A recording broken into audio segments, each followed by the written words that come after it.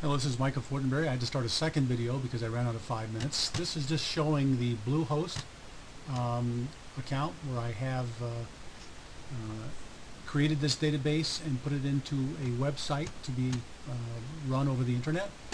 And I'm logged into cPanel here. I'm just going to go quickly look at the database itself so we can see that see its structure and see that it exists there and is what runs the application. So I'll go down here to PHP My Admin, and we're going to have to log in here into the database itself. So I'm going to enter that password, and I always select never to remember it, so I have to enter it every time. And now you can see that I've got several databases here. I'm going to go into the FortinBM patient records. You can see we have a number of tables. At this point, not all of them are used.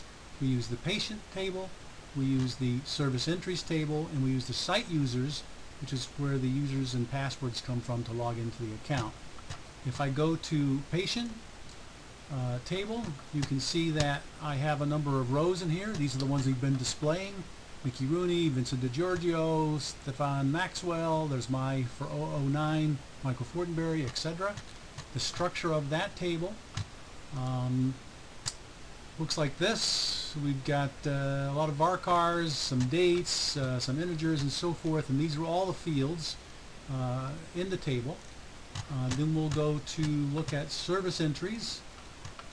Again, you'll see all the entries for patients. You'll see that they're organized by service number here, which is an auto-incrementing field, and we give all of these patients, they may have multiple entries in this database. If we look at the structure, you can see it's a lot smaller, but it has patient number, the service number, which is auto-increment, as I mentioned, dates of service, type of service, the tooth number, which is not really being used yet, but it's displayed as the date of service that that's the tooth that was touched, etc. And we have charge amount, paid amount, and balance. Finally, we have site users, which has only two entries, the admin account and the account intended for the receptionist to use, where she can only update, not delete, for instance.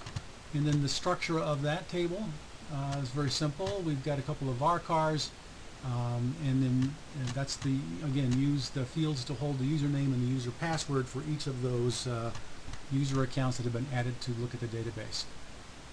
And that is pretty much it. The data is live, and you can go to fortinbm.com and run the application. Thank you.